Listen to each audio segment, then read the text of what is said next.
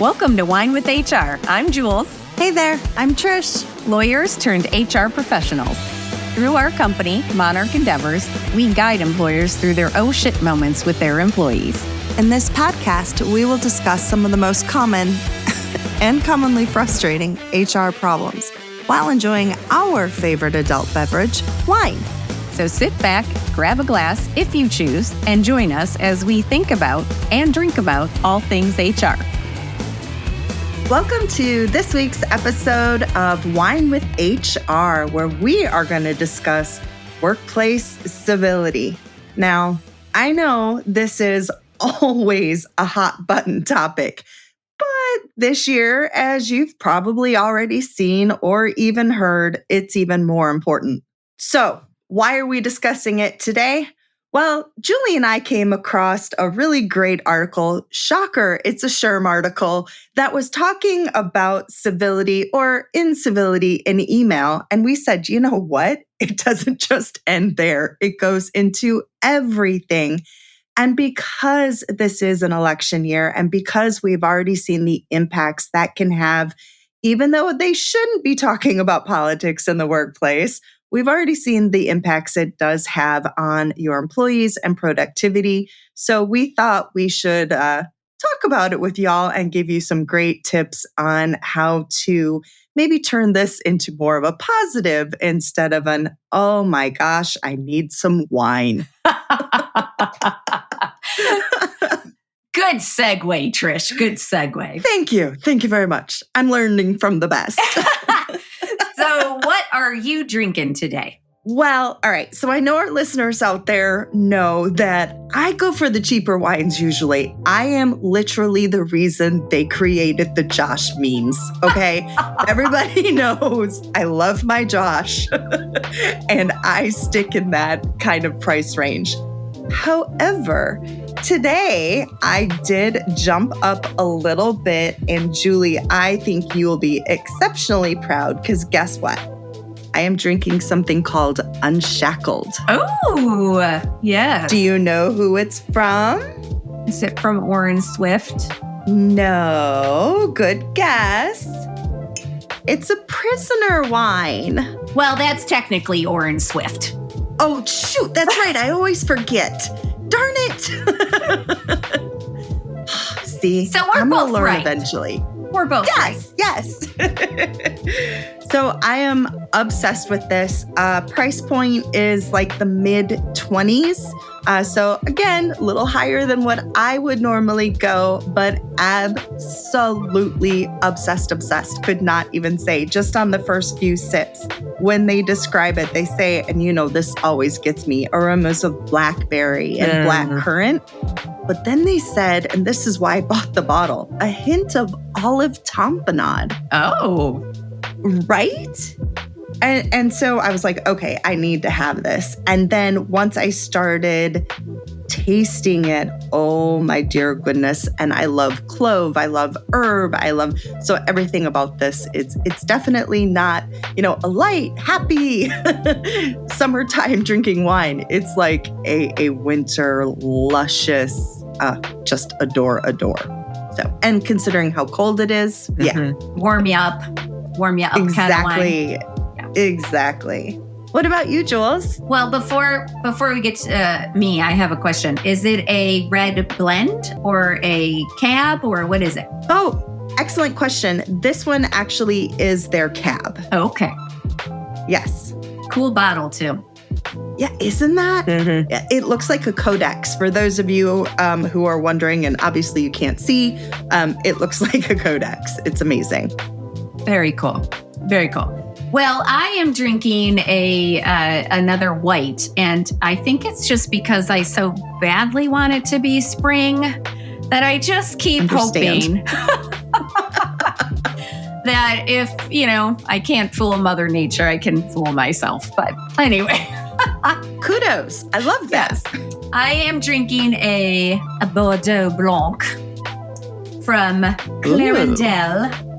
And it is from Clarendelle Wines.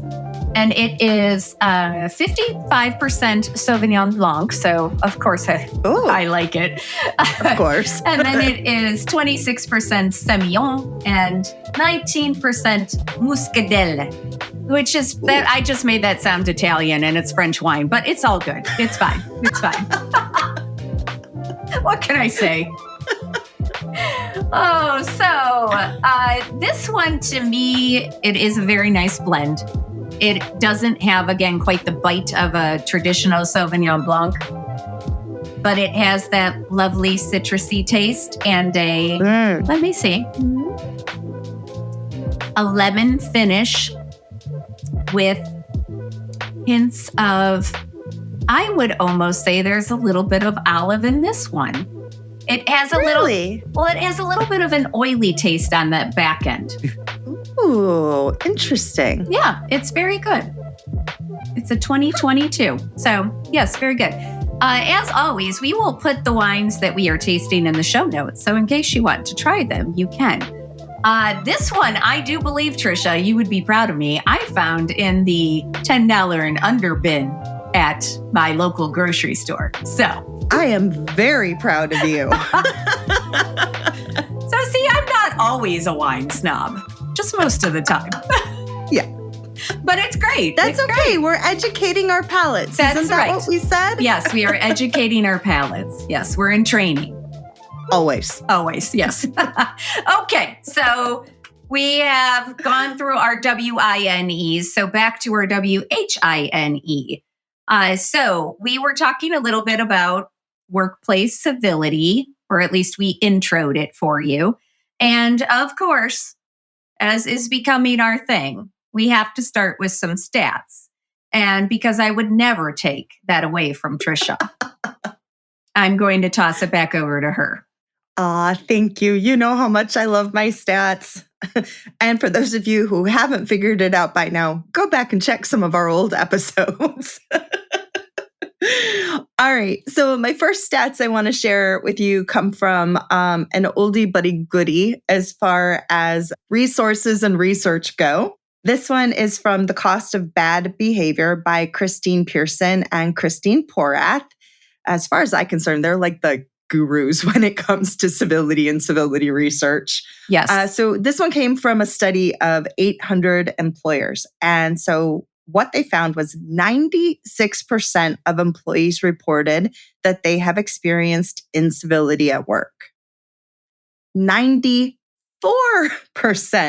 of workers who are treated in an uncivil manner, I love this one, say they get even with their offenders. Woo! Yeah. Another study, this one was from Weber Shandwick, Powell Tate, and KRC Research called Civility in America back in 2016 said, that was back in 2016. Imagine where we are now. 95% of Americans say civility is a problem, and 70% say incivility has risen to crisis levels. This is making me depressed, Trisha. I know. I'm sorry. Making me need to drink. It's important. That's why it's our WHINE. Yep. Mm-hmm. And that's why we have the WINE. Mm-hmm. Cheers to that. All right. And from just one more, there's a recent Myers-Briggs study that was shared in a SHRM article. The one that I mentioned earlier, Julie and I are going to discuss the SHRM article later. It was called 8 Tips for Avoiding Conflict in Email. And in this one, it said that managers spend an average of 4.3 hours each week dealing with some sort of conflict on their teams. Wow. And that is mind-blowing. Yeah, that's half a day every week. Yes. So I thought those, and again, not to depress y'all out there, but I think it goes to the importance of this topic. So Julie, your brilliant reasons on why this is so important now that I've given us our stats. Well, yeah. So, one of the reasons that we wanted to tackle this topic is because of a couple experiences I have had recently that reminded me why this is such an important topic. I've worked with a couple different groups recently where, when I was asking them, these groups were having sort of had reached an impasse where they just are no longer able to communicate effectively, and they work together and the work is just sort of stopped. And so I'm trying to help them get back on a path where they can work together in a productive manner. And with both of these groups, when I ask them, what do you want the workplace to look like? What do you want your culture to be? They would use the same terms. So they would throw out things like professionalism, respect, collegiality, inclusion. All good words. All good words. But the people who are actually having the conflicts are using the exact same words. Oh. So then I'm thinking, okay, well, so the problem here is we don't define them the same way. So the things that people, one person is doing, and I'm going to give a little tidbit from the article, but for example, some people, when they send an email, it's short, sweet, to the point. They don't do the hi, how are you, even put the person's name, have a salutation at the end, and they think that is perfectly respectful because they're not taking up extra time for this person to read through the niceties of yada, yada, yada. And so that person who sent that doesn't think that's disrespectful. Right. But some people who receive it may very well think that's disrespectful because it's short and it's perhaps abrasive or seems abrasive to them, because they would typically write their email saying, "Dear Trisha, how are you doing today? I hope you're doing well. Here's what I need to tell you. Hope you have the best weekend ever. Talk to you later. Bye-bye now." Best. And that is respectful to them. So you have this clash where both people are using the same words. Right. But they define them differently. And so that becomes a problem. So if we don't have a shared understanding of the words we're using, we can't really build a culture based on words. Mic drop again. So that was what prompted me to suggest this as a topic, because I think that's really important. I think this concept of having a shared understanding of what our core values or our culture actually looks like, or what a civil workplace looks like, is really important, because if we don't even have the same basic understanding, we're never going to achieve it. I love that. Absolutely love that. Now, I can hear people out there groaning, right? Yes. I can hear it, because they're like, yeah, no, this whole idea of civility, we're going to have to be super careful. And they're thinking of it in a negative way. So I'm thinking we should define what we think it is and what we think it isn't. Good idea? Yes. Great idea. All right.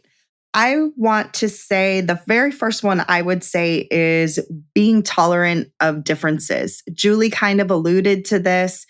Someone's communication style may not be the same as yours. And because you don't actually get to see the body language, the facial cues, and all of the other things that normally go into communicating, it's very, very easy to misunderstand or to use your own biases and infer a tone that really isn't there. The same thing with lifestyle, culture.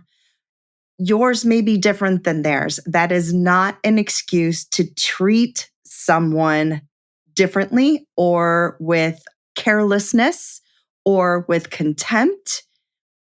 It's not for you. That's okay, right? So I'm just giving you guys a few examples of what we mean by being tolerant of differences. Different cultures, different races, different beliefs. Going back to the whole point of how this is one of those years where it's exceptionally important to focus on civility. We are in a culture that is very divided. this idea of agreeing to disagree and being civil, even though we don't understand where the other person is coming from.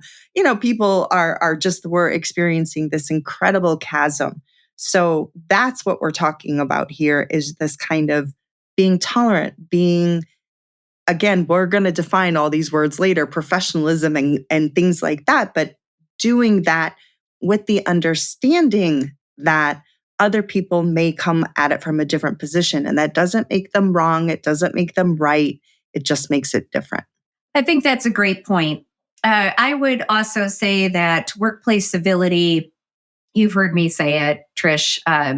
Anybody who's taken a class has heard me say it, but it's applying the golden rule plus. So it's not just treating others how you would like to be treated, but it's treating others how they would like to be treated when that is appropriate. So there are certainly times, like if you learn that somebody has a really hard time accepting constructive criticism, or if they know that like a meeting is set and they don't know the purpose of that meeting, they might get super, super anxious about it and sort of worry over it until that meeting happens.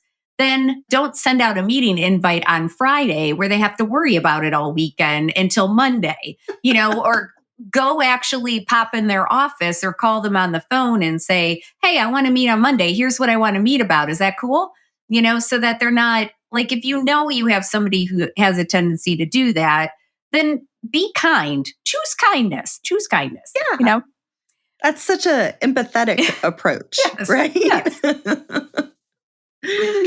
And the other thing I would say is focusing on performance, right? I think that we can focus on performance and separate it from the person. And that can be difficult for both the giver and the receiver of the information. So if we really focus on the performance and what the communicated expectations were, and focus on improvement. One of the things going with Julie's Golden Rule Plus is always looking at asking them where they think they can improve. And then using their ideas. Amazing. I think that's a great idea. Now, how will you get there? Julie and I talk about this a lot in our online courses. And I just think it's a phenomenal tool because it makes people feel heard. It makes them feel valued. And they really think, oh, wow, this was my idea. Whether it was theirs and you kind of molded it a little bit or, right? So I really like that one. Just focus on the performance, not on the person. I agree completely. And I think also that's one of the other things, like with a group dynamic, to focus on the purpose of whatever it is you're meeting about or working towards, or, whatever the goal of the project is. Because I think a lot of times we fall into the trap of thinking that the workplace is just a place to be with friends and we've all got to be chummy and we've all got to, be besties. And that's not really the case. And sometimes when we lose sight of the reason we're there, which is to get work done. Huh, really? Yeah. Then we can sort of get lost in the weeds of a lot of this extraneous stuff and the drama, whereas if you really define the purpose, and I'll give you a quick example. One of the groups that I was working with, they were having a lot of trouble in their weekly meetings because the meetings kept kind of going off the rails because people would hijack the meetings to talk about things that were not on the agenda or, other things. And part of the problem was, again, they did not have a shared understanding of the purpose of the meeting. The purpose of the meeting was to make decisions and get things done. Right. Some people saw the purpose of the meeting as the time to debate and deliberate and to exchange ideas. And that is fine. That could be the purpose of a particular meeting, but it's not the overall purpose of this particular weekly meeting. But again, they didn't have a shared understanding of that. So this was causing a lot of friction. So I think it's really important. And even if you take this down to the micro level, defining the purpose of what you're doing for everybody. So if you have a meeting, why are you meeting? What is the purpose of that meeting? If you can define that at the outset, it's going to make everybody focus more easily. And then you're all focusing on collective performance, which can help you avoid, again, all of this sort of extra stuff that tends to worm its way in to work. I love that. So essentially, when you're doing that, you're helping people actually communicate with, well, respect and maybe dignity. Absolutely. Yep. Giving everybody a space to say what they need to with the purpose of within the parameters, yes, decision making or keeping things moving forward, or again, whatever it is, But yeah. Love it. Yeah. So what is it not, Jules? Well, so, and this is a great thing. And, you and I do this in a lot of our courses, but defining what it isn't, because a lot of people, when they hear workplace civility, they think, oh, I've got to babysit my employees. I've got to treat them with kid gloves. I've got to, I've got to be super sensitive to everything every little quirk they may have. No, that's not it. That's not it. You don't have to hold your employee's hand. You don't have to give them a free pass to act in whatever manner they want. So those would be my top two. What do you have to add? Going right along with that last one that you said with that free pass, I would say you want to make sure you're treating everyone consistently. If you're not treating them consistently or fairly, and you don't have, let's say, a justification to do so, right? Again, that meaning not like I'm right and you're wrong, meaning there's a legitimate business reason, or you're treating them differently based on how you've handled things in the past. It's not being inconsistent. It's not being unfair. It's not jumping down one person's throat, but letting someone else get away with it. Yeah, I'm going to leave it there because I'm just getting excited to talk about what it looks like. Yes, yes. Well, and there's lots of ways that incivility can crop up in the workplace. But so we're going to give you some examples of, again, what we don't want to see.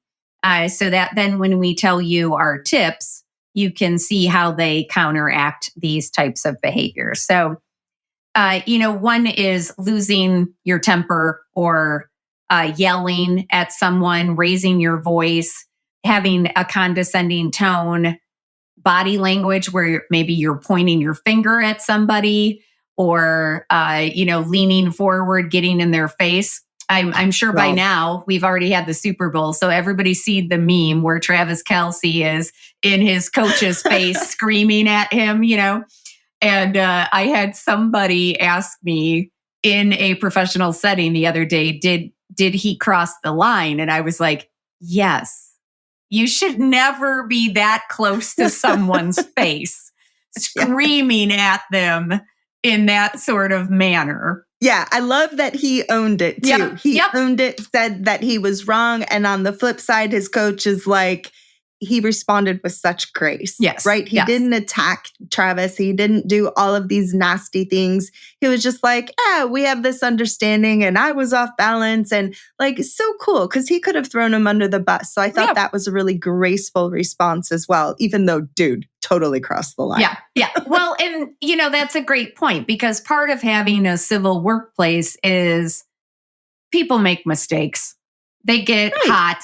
They say something, they act a certain way. As long as they own it and apologize for it, and it doesn't become a pattern that is destructive, then that's okay. And it is good to give people grace, especially if it's out of character for them, which this did seem to be. I don't know him, but he seems like a very nice person. So, we're going to assume that he's a good person, but it just was one that sort of has captured the limelight. Like, that's a good example of, in that moment, that was an example of incivility. But then he responded by coming forward with civil actions and saying, I apologize. I got, my whatever, anger, my passion, my frustration got the best of me. And then, like you said, the coach responded with grace and said, like, I know that's not you, et cetera. So great example all around. yes, yes, yes. Look at us being relevant. Yeah. Ooh, let's talk about something that is really hard to come back from, unlike that one. How about backstabbing or talking about someone behind their back? Y'all just don't do it. If you really, really have the need to talk about someone behind their back, talk to your spouse, your significant other, someone outside of the workplace. Better yet, just don't do it. But I understand some people really just need to vent, but don't do it in the workplace. Or if you really do have a frustration with someone, if something has either offended you or you don't like a behavior, how about talking to them about it? Yeah. I mean, good golly. Right? Yeah. Yeah. Like actually approaching them and speaking to them, and so that they can talk it out. Again, using the example that we just had with those Super Bowl. I mean, I think that that's a perfect example of where someone could have gone behind someone's back. Imagine that happening in the workplace. And then they could have been like, can you believe he did that? He's such a blah, blah, blah, blah, blah. And it just could have gotten bigger and bigger and bigger. Instead, like ownership and speaking about it and moving past it. So another great example, I think, of incivility. Just do not talk about people. Yes.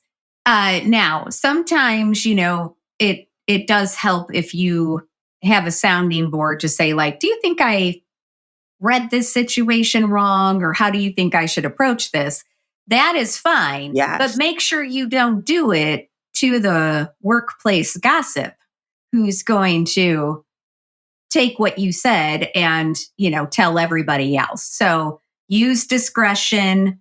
It's fine to talk to somebody to get your talking points in order or figure out the best approach or, whatever the case may be. But again, don't do it to the person who is at the water cooler with the tea ready to spill it all. Cheers to that, Jules. Excellent point. Yes. Do you love news about LinkedIn, Indeed, Google, and just about every other recruitment tech company out there? Hell yeah. I'm Chad. I'm Cheese. We're the Chad and Cheese Podcast. All the latest recruiting news and insights are on our show. Dripping in snark and attitude. Subscribe today wherever you listen to your podcasts. We out. So the other thing, I mean, we have a lot of examples of what it looks like, and you probably get the gist, but sabotaging a project or someone's reputation, if you can't stand on your own work, then maybe you're not in the right place, but don't try to take somebody down just so that you can get ahead, because eventually that's going to come back and somebody's going to do it to you. Mm-hmm. Amen to that too. All right, giving public reprimands is another one I just want to jump on quickly for our managers out there, HR, etc. There's absolutely no reason for a public reprimand. Take someone into a private place and have a conversation with them. Reprimand, I feel like we're talking to children here. Let's focus on building some growth, like some forward momentum.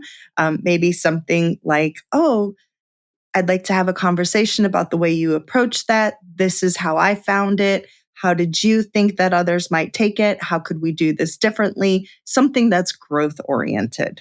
I love that. So we've kind of been mixing in our tips with our examples about what workplace incivility looks like. We do want to touch on emails, and we do want to touch on the SHRM article, because email, even though it seems to be the preferred method of communication, and I get that because nobody wants to talk to each other anymore, it can be the source of many, many, many, many, many a conflict, and it can definitely lead to a culture of incivility if we're not careful. So we do want to, as Trisha mentioned, we have this great article. We'll put the link in the show notes from SHRM, 8 tips for avoiding conflict in email. So Trisha, out of that article, what was the one that struck you as the most relevant or most important? My favorite was wait before you hit send. Yes. And they also add considering AI rather. I am a big believer in stopping, pausing, and taking a break. Now, in the person who recommended this one, they said like maybe wait 24 hours. I'm not a 24-hour waiter because for some people that could be incivil or uncivil. So I'm not really a big believer in waiting the 24 hours, but I did that today. I wrote an email, was about to pop off a send, and then took a second, step back and was like, you know what? The other person that I copied on this, they just might have taken it wrong. Sure. And so I kind of just manipulated it a little bit, made it a little more forward thinking, and then hit send. So that is one of my favorites. Absolutely. Just spending some time to think about how your message is going to be received. It goes back to your golden rule plus. Yes, I think that's a great point. And I can't tell you how many times especially if I think we've talked about this on another episode, but when you read an email, you receive it in whatever mood you are in. Mm-hmm. And so if you are already annoyed and you get an email from the person who happens to be annoying you, chances are you are going to receive that in a way that makes you even more annoyed. And so I have been, in a position where I have started to fire back an email and I'm like, delete, delete, delete, delete, delete, delete, delete. Take a breath. Okay. Okay, draft, save that. Come back to it, when like you said, when I've calmed down and I can be a little bit more level-headed and I can again focus on the purpose of the communication. And what are we trying to get to? And can I let the annoyance factor go so that we can get to wherever we need to go? And how do I promote that versus hindering it? If people take nothing else away from today, the purpose of the communication, the purpose of the meeting, the purpose of the have a purpose. Do you know the purpose? Yes.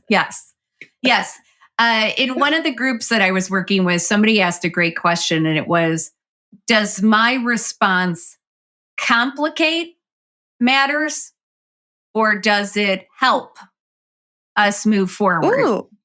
And now, again, we did get into a little bit of a discussion. It was a good discussion about sometimes you need to complicate matters because if somebody isn't seeing a potential obstacle, that needs to be brought to light.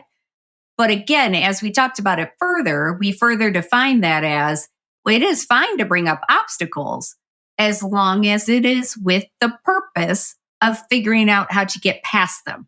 So not just bringing them up to be contrary or to throw obstacles in the way, but okay, well, here's a potential snag. How do we get past that? How do we make sure that doesn't become a problem? So I think that that's really important too. Oh, I love that. Yeah. I'm always a big believer in come at me with solutions, right? Yes. If you're going to be bringing that up, then let's talk about be solution oriented, not exactly what you said, focusing on the fight part of it. Yes. So my favorite piece of advice from this article is be intentional about relationship building. And this again came up in these groups that I've been working with where a lot of their communications are done by email. And, a lot of this is post-COVID. Again, we got used to communicating via email because we weren't in person. And I know people have forgotten how to human and they don't like to talk to each other anymore if they can avoid it. And many people think that small talk is a waste of time. But I disagree, and I disagree strongly because it is the small moments that help us see each other as human And it is those small moments, those small. My favorite things are Right? small moments. I'm picturing little gnomes walking around talking about. Anyway, have some more, Julie. So it's those small moments that help us connect on a different level, which this is something that, again, I talked about with both of these groups, is that we have to start seeing each other as human beings. We have to start connecting on those basic levels where you know things about them, because there is no doubt it makes it a lot harder to be a jerk to somebody when you know things about their life. You know the challenges they have faced. You know who their kids are, how old they are, what grades they're in. You've been to their house for dinner. It makes it a lot harder to be, I'm using one of your words, Trisha, a poopy head. I love that word. I'm trying to censor myself. But it makes it a lot harder to be a jerk if you know this person on a more intimate level. And I don't want anybody to get the wrong idea about that word, but like when you know somebody on a more personal level, it makes it much harder to, as I said, be a jerk. I've said that multiple times now, but I feel very strongly about this. And I think that it is really important. And so we have to be intentional about building relationships with our colleagues.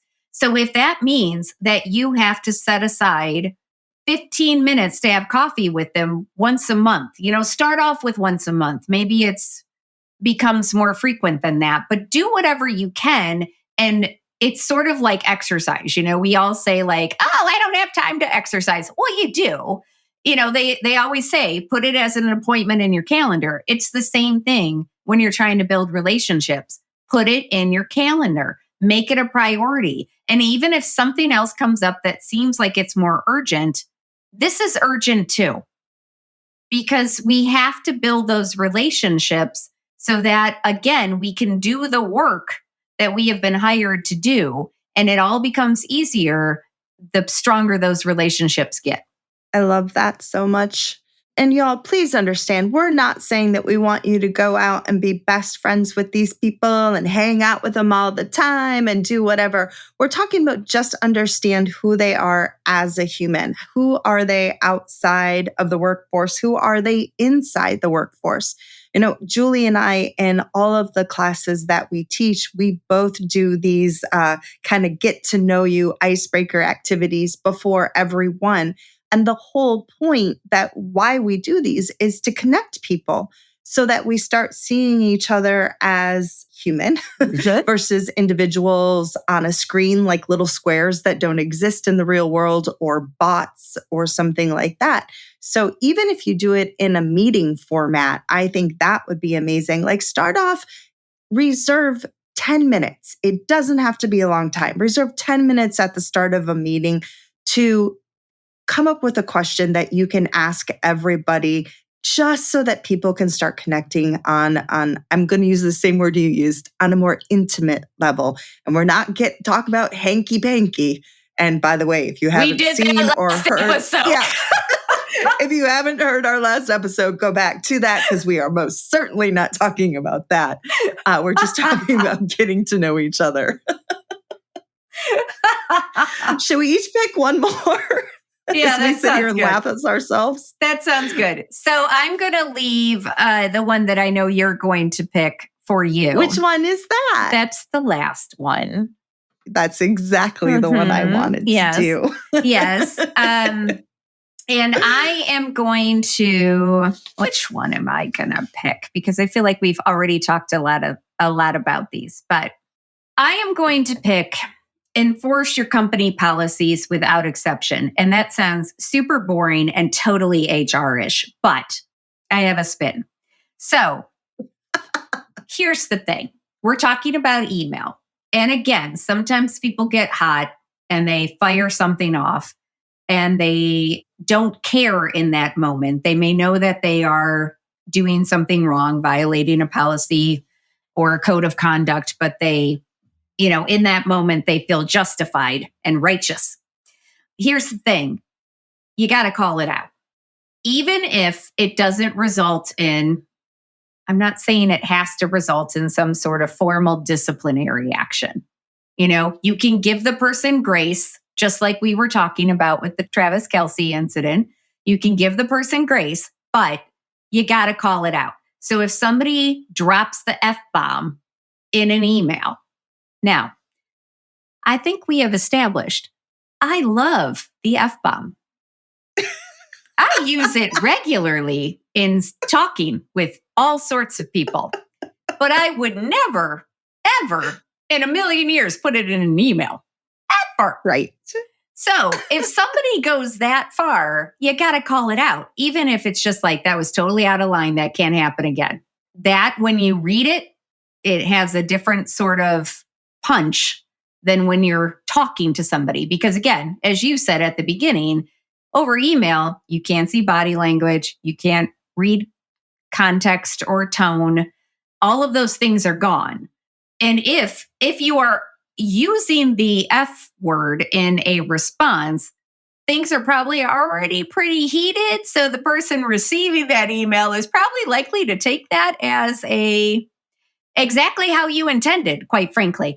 And so, so this is, so we need to call those things out. So we need to enforce our company policies. You've heard us say it before. If you've got core values and one of them is respect, that is not respectful.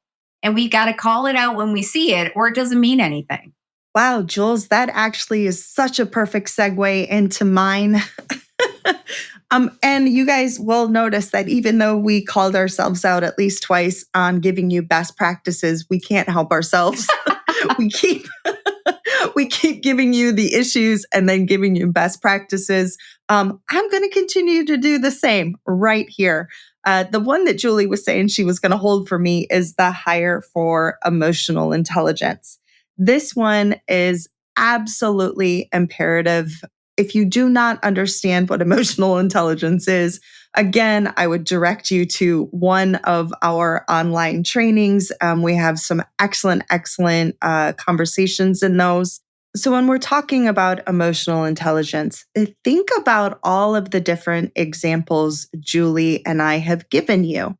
Every time you stop and pause and think before you respond, that's an example of emotional intelligence. Being kind is an example of emotional intelligence. Looking at yourself and your behaviors is an example of emotional intelligence. Being able to say when you are wrong, or look, I know I did it. I messed up. I said it. I did it. I communicated poorly. All of that is what we're talking about. So why I said I'm going to tie this into our best practices is we mentioned earlier creating a culture that values respect and civility. So if you create a culture where that is the expectation, then you hire those who value it too. So if you're looking to hire those who hold those kind of, again, words that we still do need to define, but if you hold those kinds of the overarching concepts of those terms as something that's valuable to your team, and then look to find people who actually bring that to your team, isn't that a lot easier than trying to change someone and their communication and who they are? Now, I'm not saying that that's impossible. I believe people have the innate capacity to learn and grow and become better humans. I hope, because I always want to grow and become better. I'm by no means near perfect and want to keep fighting to get better and better and better all the time. But if you're hiring with people who have that in mind, or that they have those values that you already have, then it's going to make it a lot easier to then really live out those values and that culture. Yeah, I did feel like I was up on my podium there. Yeah, you deserved a all-around clap for that. Thanks. No, that was great. No, it's so true. And so we do want to give you a couple other best practices. This one I've already sort of talked about, but you really need to define what values you want, how you want your interactions with your coworkers to be. And this is the job of the manager. This is a leadership opportunity. It is for you to get them together and say, what do we mean when we say we want to be respectful to each other? What do we mean when we say we want to be professional? What does that look like? What does it feel like? How do we make sure we do that for each other? And I think that is, again, really important because it's very important to define those terms because we don't always have the same definition of them. So I know that when I first said this with one of the groups, and I was like, this is how we're going to spend our afternoon, 4 hours. And they were like, are you nuts? Like, how are we going to talk about this for 4 hours? And then we did. We started putting all these words up on the board. And then I said, okay, so what do they mean? Let's take them one by one, and we started going through them. And then it became apparent like, oh, yeah, these mean different things to different people. There were certainly similar refrains across the board, but it did really help to put it out there and to say, okay, so then how does that translate into how we treat each other?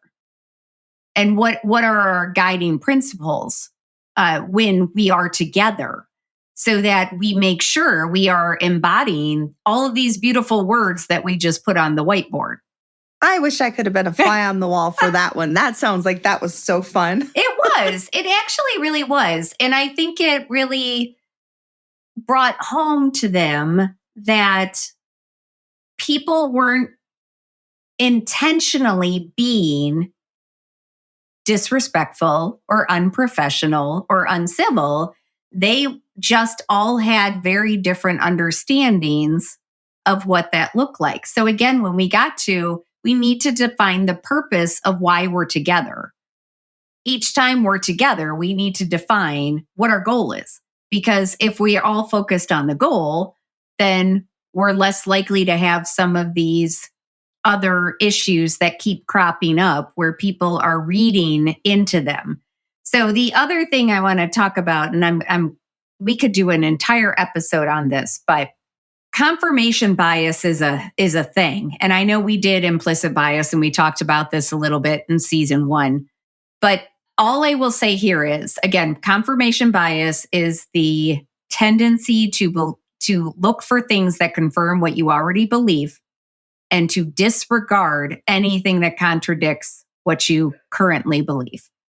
And the way that this comes into workplace civility is if you are bound and determined to see malintent on the part of your coworker, that is what you will see.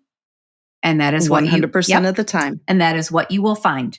And so one of the things that came out of one of the groups that I thought was great was one of their guiding principles is to assume good intentions on the part of their colleagues. And it is amazing how just that switch in frame can result in a completely different outcome. Oh my gosh, I love that so much. Assuming the best instead of the worst. Yeah. And again, we're wired to assume the worst. We are. Right. So it takes work. Yes. And it does get easier, as we already alluded to, the more you get to know someone as an individual, because then you start to give them that benefit of the doubt. I don't have a bell, so that's my ding, ding, ding, ding, ding. Yes. Oh, see, now I was feeling like I was supposed to kiss someone. And I was like, oh, there's no one here. Again, Trish. Where's my husband? That was last episode. Oh, right. Darn it. I keep getting them confused. All right. So give me a best practice. Okay.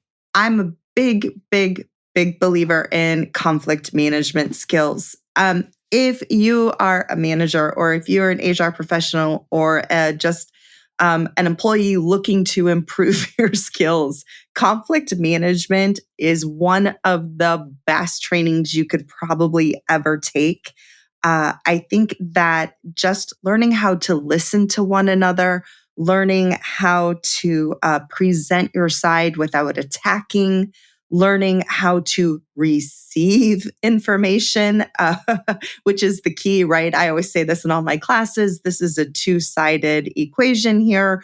It's not just about giving feedback, it's about receiving feedback. It's the same thing with conflict, right? Request that kind of a training. If you're a manager and you get that, share it with your team. And this goes with what Julie's already said before. I could go on, but I know our episode is getting long. Don't defend those offensive behaviors, right? When you're in the middle of this conflict management, one of the first things you're going to learn is not to defend the offensive behavior, help correct it. And again, think about it from a positive. It's not you did this, you did that, and you're a terrible human. It's what do you think you could do to improve? And then I think that's a wonderful idea. Let's practice. And how would you say it next time? It's very growth oriented that way. Yes, it's that feed forward method that we talked about in performance management. Yes. The only thing that I would add to that is you can also make this fun. So once you decide on what your guiding principles are, what your words are, your core values for your team, what your culture is going to look like, have fun with it. Like pick something that makes you all laugh, that you could, you have a bell that you ring in the middle of a meeting when somebody starts droning on and going off topic, like bring it back to reality, or you've got the no button that Staples used, wasn't it Staples that used to have nut button. Like you do something funny that can gently remind everybody of what those shared values are, what the purpose is, and keep everybody on track. And it's Can I add to that? Yeah, absolutely. I like to throw things at people. Wait, no, that's not what I meant. Does not seem civil. Well, all right, let me rephrase that. I'm a big believer in like those little flavored Tootsie Rolls. Oh. They're amazing. They're delicious. And so when someone does something good or something that I think goes with our values or is respectful, I like to toss them out in the meetings. So yeah, I just wanted to throw that out. That definitely needed clarification. Oh, fine. Okay, but you're giving people treats, so that's okay. Yeah, you can throw things at people if it's gently and it's more of a slide and come on, Tootsie Rolls. Yeah, they are good. Okay, so I think the last big thing is hold yourself accountable, because if you don't hold yourself accountable, how can you hold anybody else accountable or expect anybody else to hold themselves accountable? And especially if you are the leader, that's doubly important. So it is totally fine to say, you know what, you're human. It's totally fine to say, I did not handle that well. I will do my best to handle it differently in the future. And please, by all means, if you see me starting to get upset or frustrated, feel free to say, hey, looks like you're getting a little hot right now, whatever, just give people cues.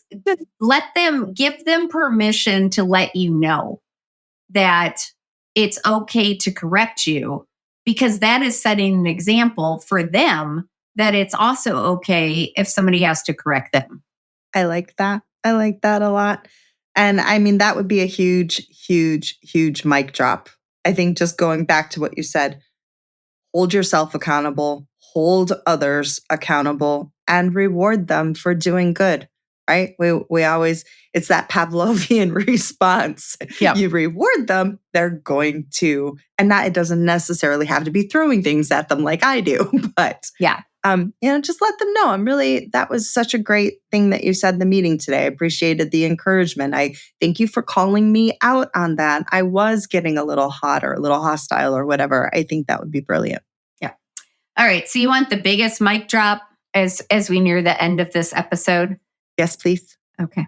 So when you're in your groups, you can always say, how do we turn this WHINE into a WINE?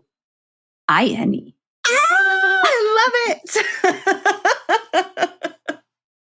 And for those of you who are new, you will figure this out the more episodes you listen to, because every episode we have a WHINE and, of course, our favorite WINE. Yes. So, Trisha, speaking of our WINE, how are you liking your Unshackled?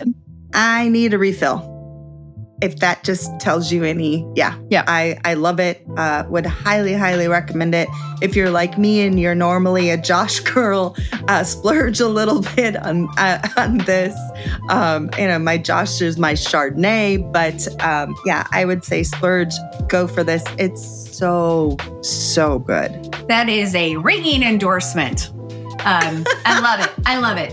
And you, Jules? I am enjoying this wine very much. So I also need a refill.